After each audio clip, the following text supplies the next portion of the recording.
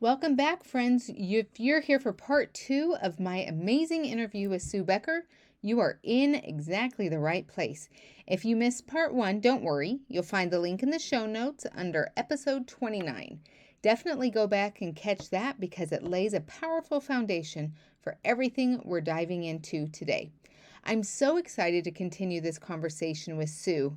In this episode, she brings incredible encouragement for those living without a gallbladder, explains why fiber is absolutely essential, and even debunks the common myth that bread causes weight gain. You'll also hear her best practical tips, how to make this simple and doable for every average woman, how to keep costs down while still eating well, and some of the most inspiring healing stories that show just how life-giving God-designed grains can be. So let's jump in. Part 2 with Sue Becker starts right now.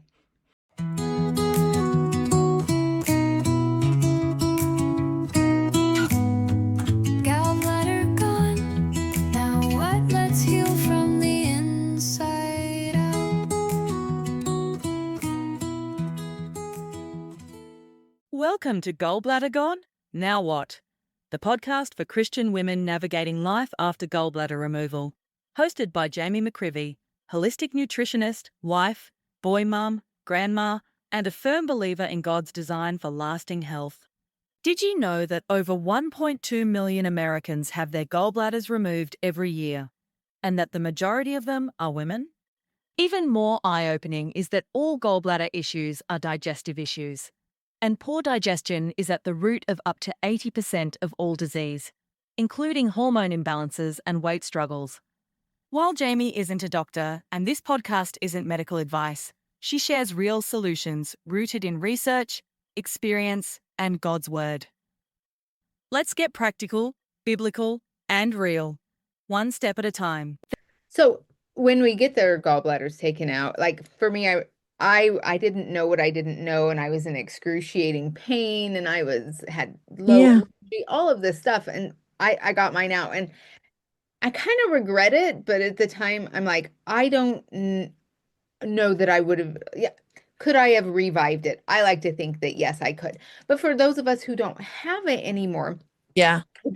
what encouragement would you give us regarding whole grains? Yeah. Well, first of all, I'd say there are emergency gallbladder situations. And yes, I have heard, and we'll talk about that in a minute, testimony of reviving that, but others, it's beyond that point. And so it's a life-saving surgery or treatment, if you will.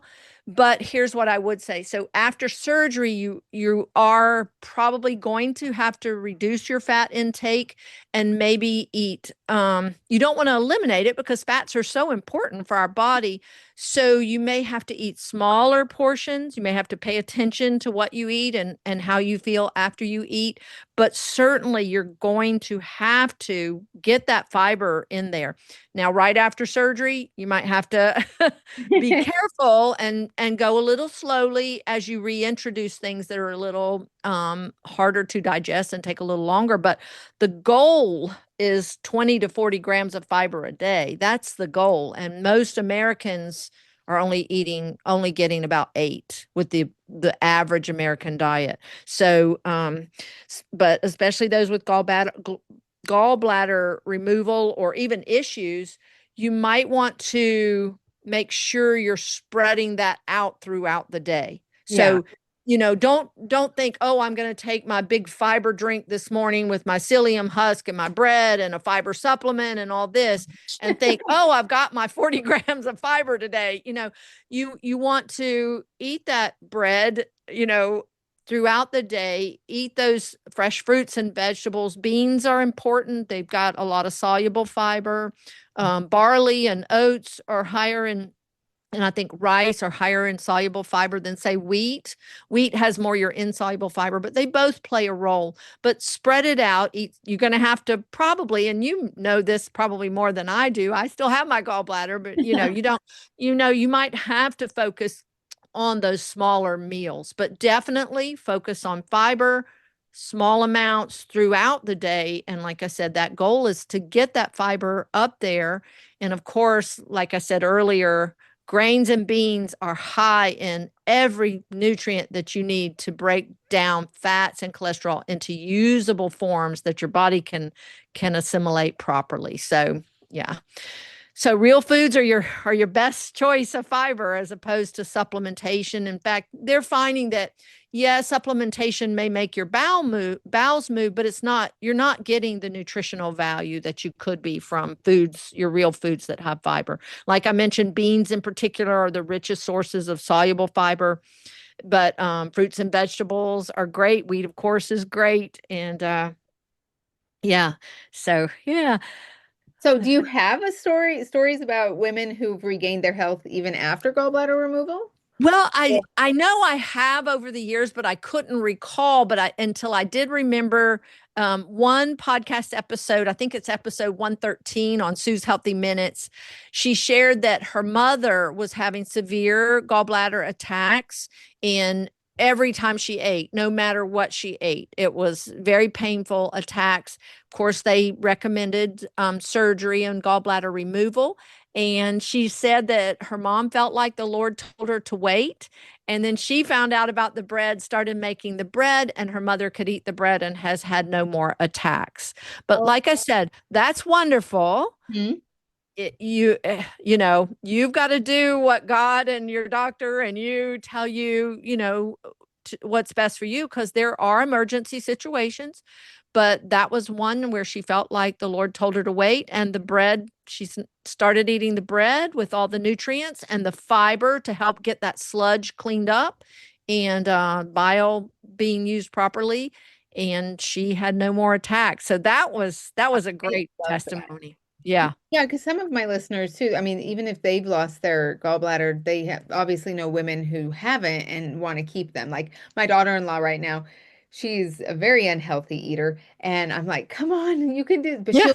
she'll eat when she comes to my house for Yeah. the things.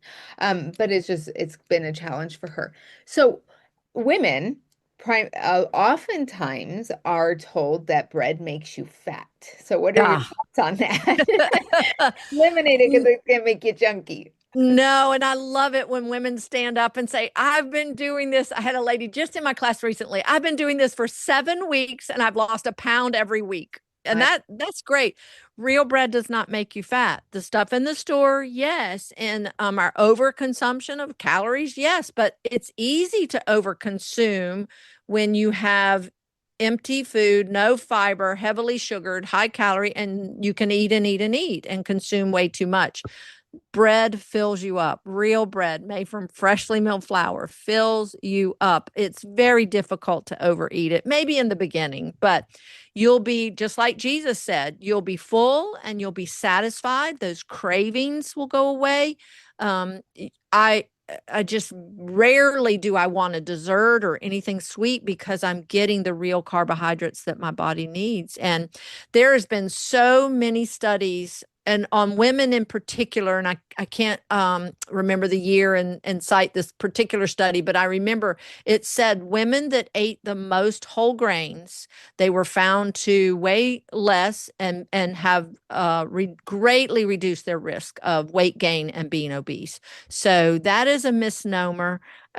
Eat your bread. My husband, if he were here, he would tell you I started making this no knead bread, this crusty bread, and I call it a dinner bread. And I made it every night for about a week because I was just in the mood for it.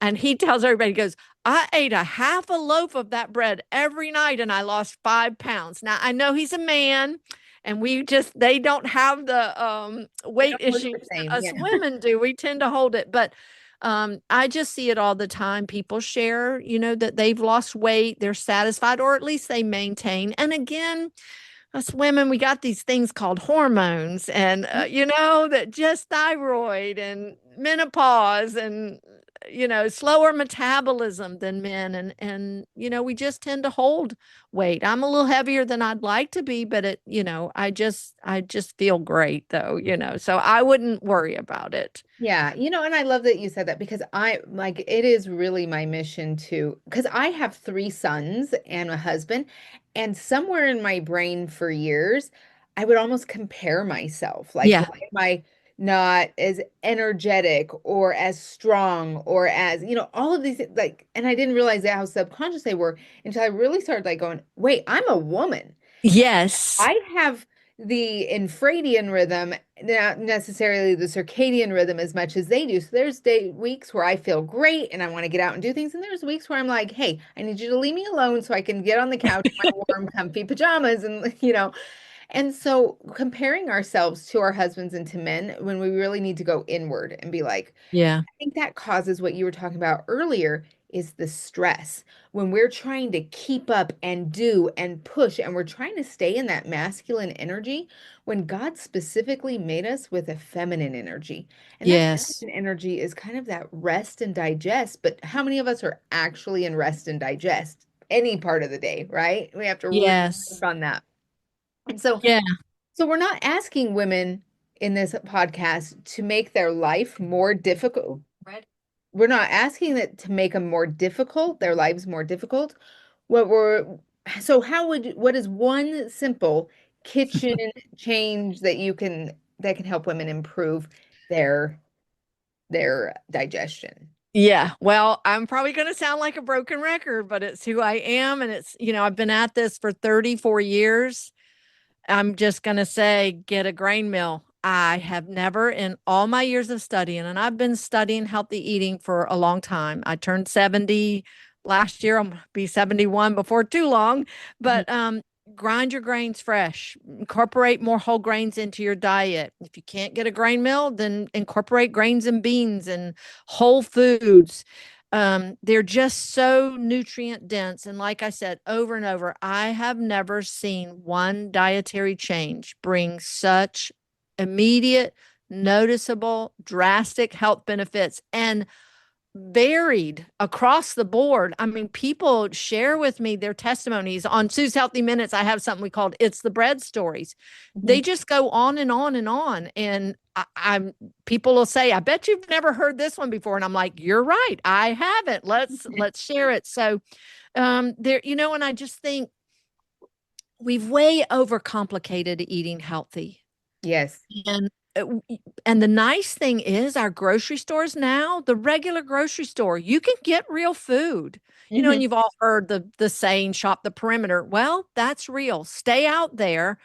Unfortunately, there's one food you can't get in the regular grocery store, and that's real bread. Even what's labeled 100% whole grain is not what you think it is. So I hear stories so often people say, I ate real food. I did this. I was eating organic and I was doing this, and I saw health improvements. But when I changed the bread and started milling fresh, it was like night and day, even though they were eating a healthy diet. And that's kind of my testimony too. And it's just so nutrient dense. And who doesn't love bread? I mean, Right. it's And it delicious, makes you happy. When it's Yeah, nice it and makes us warm. And happy. then you walk in the house and there's that smell. It's amazing. You know, I know. and And I kids love it. That's the thing. I think women too, we're weighed down, when our kids are sick and we have all these food allergies and we don't know what to do and they're saying go gluten free, don't eat dairy, don't eat this, don't eat that. And it's overwhelming and that alone is bringing stress to people. And I want to just say get a grain mill, start milling your grain, make them muffins, make them pancakes. They will love it. You won't have to coerce them to eat it. And we've had so many testimonies of people saying, my kids have come off all this medication, they've settled down, they're not having learning issues. I mean, it's remarkable. So I find instead of it being a stressor, it's a stress reliever. And people say to me all the time, oh my goodness, you must spend all your time in the kitchen, because I raised 9 children Mhm. on bread, and made our bread.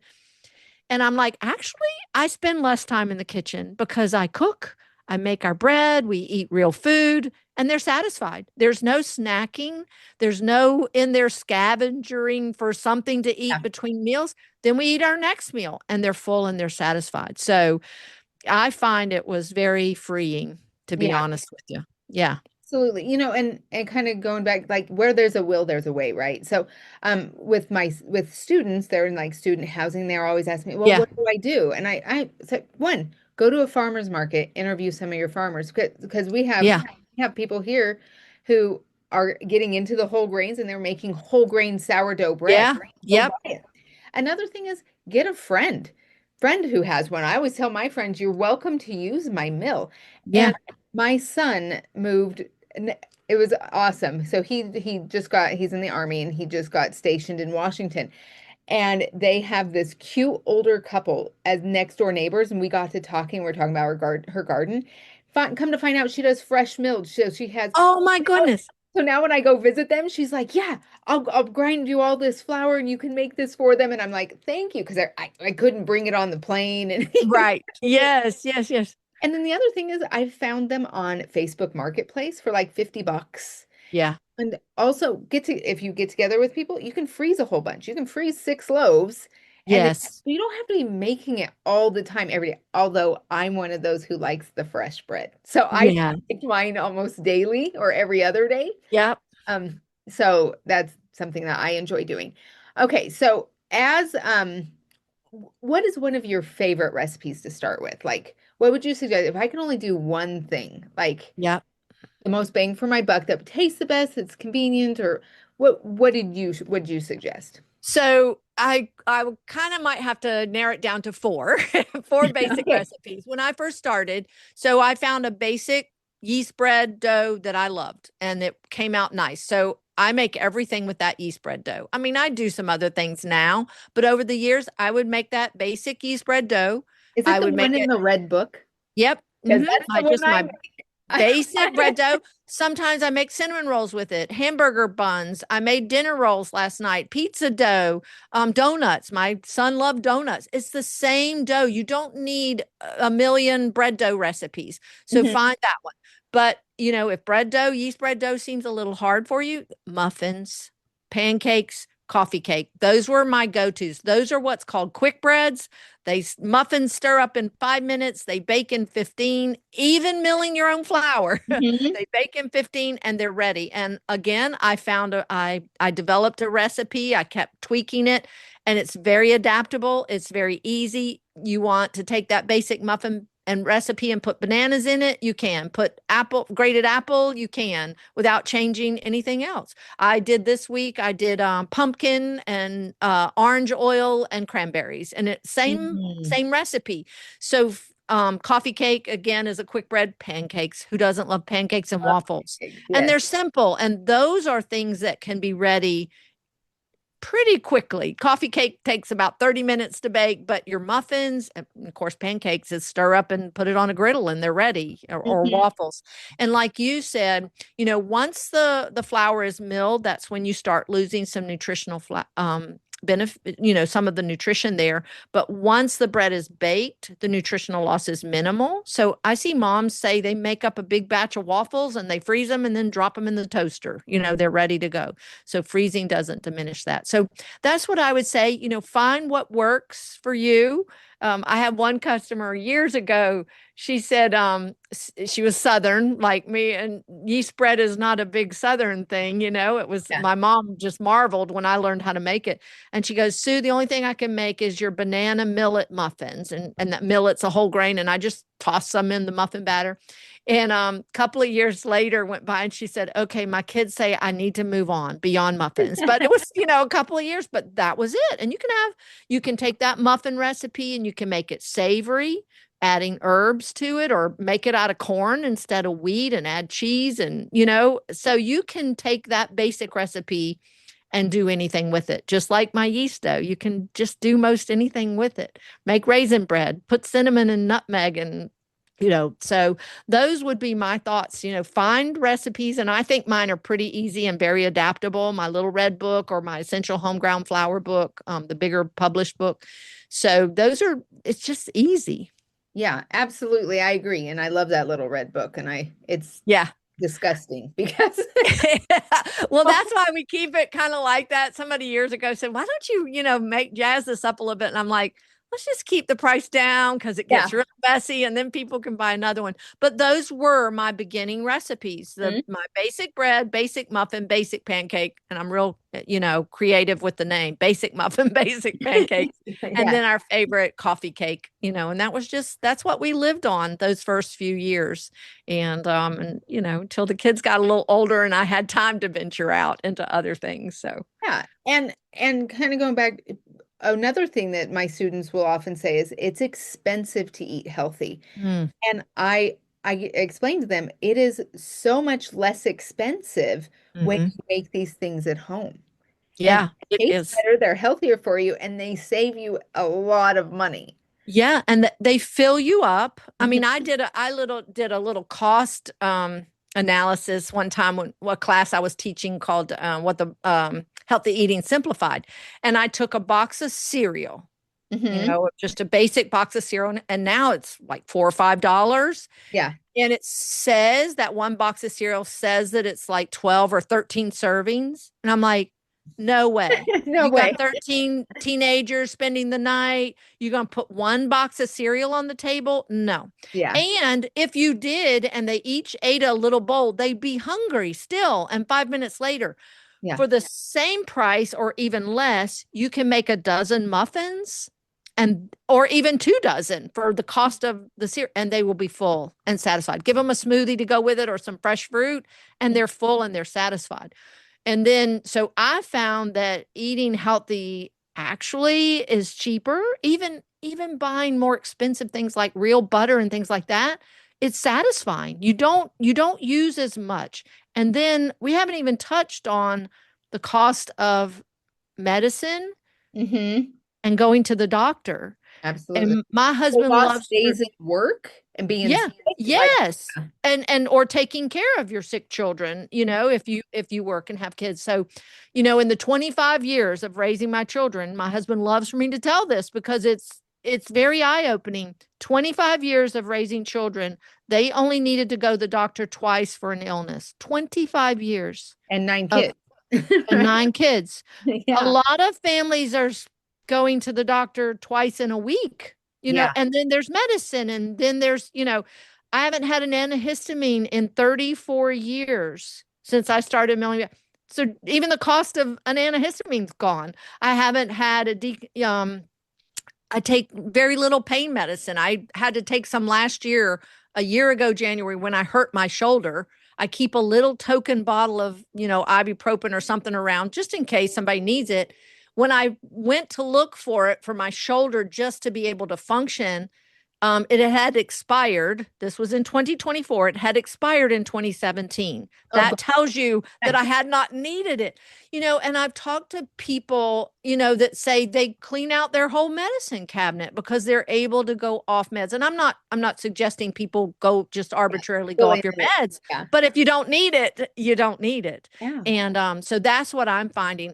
And we had people, economy minded people come in and go over my food budget with me, and they were like, yeah, I can't even touch that. I can't help you. There's no way I can reduce your costs, and that's what I found, that it's more than just the cost of eating. It's all the other benefits and just feeling better. My goodness, Yeah. Can't put a price on that, really. you cannot put a price on that. Exactly. So. All right. So can you, as kind of a almost final question here, can you share a time when you witnessed how God redeemed what seemed like a hopeless health situation? A lot Yes. more women feel helpless. Yes, they do. Well, they're Yes, they just going to do. be sick forever or tired forever. Yeah.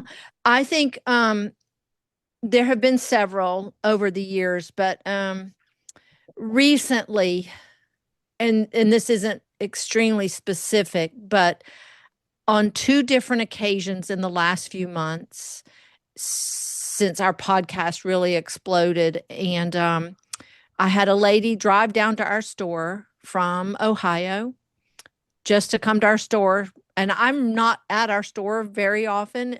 We have a store in Woodstock, Georgia, Beckers. But I was there that day, and I came walking through, and she recognized my voice, and she just took my hand, and tears coming down her face, and she goes, I just got to tell you, you saved my life. Mm.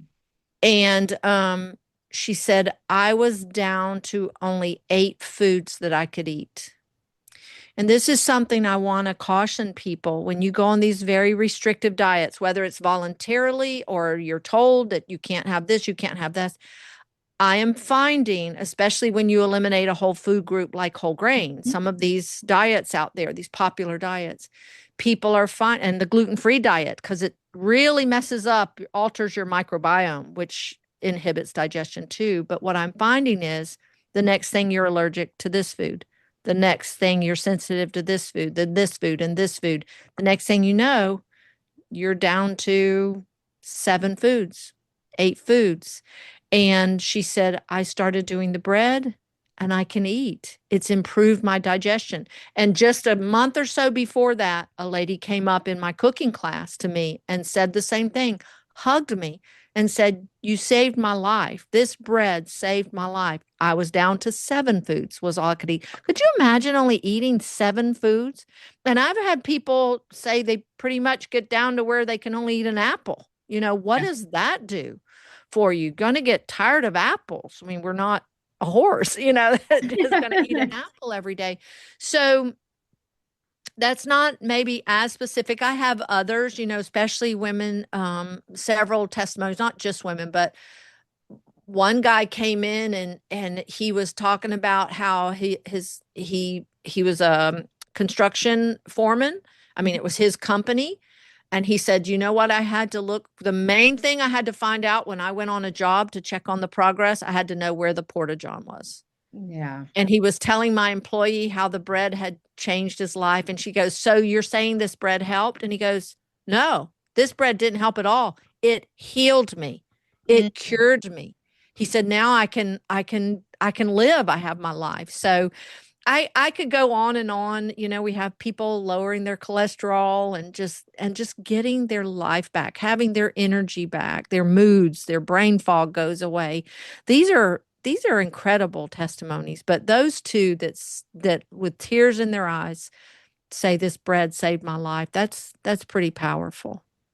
I love that. And I hope the women listening to this would have the courage to try it, to, Yeah. the scriptures say prove all things and hold fast to that which is true. And I was scared to try it again after Yeah. being so sick and I would go to bed. I really didn't realize it, like I went to bed every night in pain and I always had to Mhm. sleep on my left side. That would alleviate some of that pain. So when that stopped happening, I was like, I can go to sleep feeling actually good and waking up feeling good. Like this is crazy stuff. So Yeah. I'm Yeah. a fan. I And know. I usually share one of my most recommended podcasts is episode 66 of Sue's Healthy Minutes. Sarah Valentine, gluten-free for 15 years, had severe, she thought gluten sensitivity, was actually diagnosed celiac and dairy issues and all this. With fear and trembling, her brother and mother found out about the bread, heard me advertised on a radio, bought it because his child had warts. We have lots of wart stories. I don't have time to get Mhm. into that, but that's miraculous almost. Um, and she tried it. And like you, she said, I didn't know you could not have pain and not be sick all the time. And she said she said she was terrified. She goes, I never cheated with gluten. She said, I'd cheat with dairy, but I wouldn't cheat with gluten. Mhm. She said, I took some of that bread and she goes, I slept the best I've slept in years. I felt the best the next morning, had no headache. I pooped the best I'd pooped in years. And she goes, absolutely no reaction. So, and then, I mean, others are different. We have another testimony. She did have a little bit of upset tummy and, she had to take it slowly, but she persevered and didn't go, oh, I can't have this right away. I think we're so conditioned that it has to be the bread, oh, Yeah. I can't do this. And a little discomfort, especially if you've had poor digestion for a while, it might be there. And so people are scared, and it's sad because it could bring healing. And Yeah. like I said, all these people that think they have to be gluten-free or gluten sensitive, they're finding they don't just tolerate the bread heals them. And that's incredible. Yeah, Dr. John Dewyard wrote a book about wheat, and he said that if you can't digest wheat, it's the canary in the coal mine. It means there's something deeper going on, and we need to start bringing back the wheat, helping our microbiome grow instead of doing this, just eliminating whole groups. Right, right. Yes. Well, thank you so much for sharing your wisdom and your testimony with us today. And so, if you could leave our listeners with one faith-filled reminder about God's design for their health, what would that be? Oh my goodness. So, since starting on this journey 34 years ago, I find scriptures on bread everywhere. They just jump out at me. And one of my favorites is Isaiah 55, verse 2.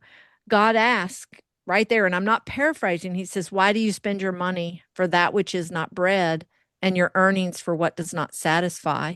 And when I read it years ago and first saw it, I was like, Lord, I didn't know that stuff they call bread wasn't really bread in the store.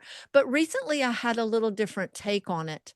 Um, all these diets that are eliminating grains and we're looking for health in them. And God's saying, why are you spending all your money on all this stuff that's not bread? And he goes on to say, hearken diligently to me and eat what is good. And in Exodus 23:25, I love this verse as well. And God's bringing the children of Israel out of Egypt. And he says, if you will serve only the Lord your God, I will bless your bread and I will bless your water and I will take sickness from the midst of you. That's powerful. Yeah. And that's God's promise. And I could go on. Deuteronomy 24, verse 6, God likens the milling of your own grain with your life because he says, do not take a man's upper millstone as a pledge, because you gave a pledge if you borrowed something, because you would be taking his life. That's powerful. Yeah. So my word of encouragement is seek the Lord. There's so much misinformation out there. Does what you're being told, does it line up with scripture? I have so many people say that, bread's all in the Bible, and I just can't believe that bread is bad. So that's what I would say. Seek the Lord, find his wisdom, listen to him. He will lead and guide you by the power of the Holy Spirit. But think on that promise. I will bless your bread, and I will bless your water, and I will take sickness from the midst of you. I love that. That's an amazing promise. So, if people want to learn more about you, buy your book, or listen to your podcast, where would they find you? So our website is breadbeckers.com. We're on YouTube and Facebook and Instagram, so you can find us all those places. We have a brick and mortar store in Woodstock, Georgia.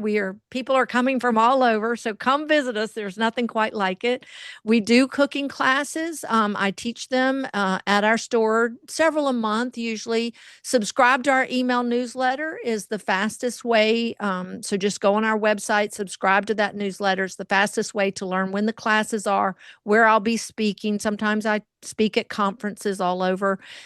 We only send out one a month, so don't be afraid to sign up for that email. You will not be inundated. And then check us out. We have a YouTube channel, Bread Beckers, lots of classes and information already on our YouTube channel. And then, of course, my podcast, Sue's Healthy Minutes, lots of information, lots of testimonies. And it's just great listen. Most of them are 20 minutes long at the most. So easy listening, ride to work or something. So, so I just encourage you there, but breadbeckers.com and jump in. Thank you so much. So, our body was designed by God with care and purpose, and knowing that healing is possible.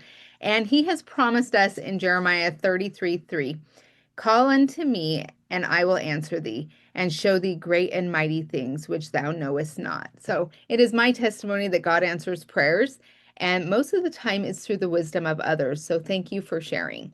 And until next time, happy digesting.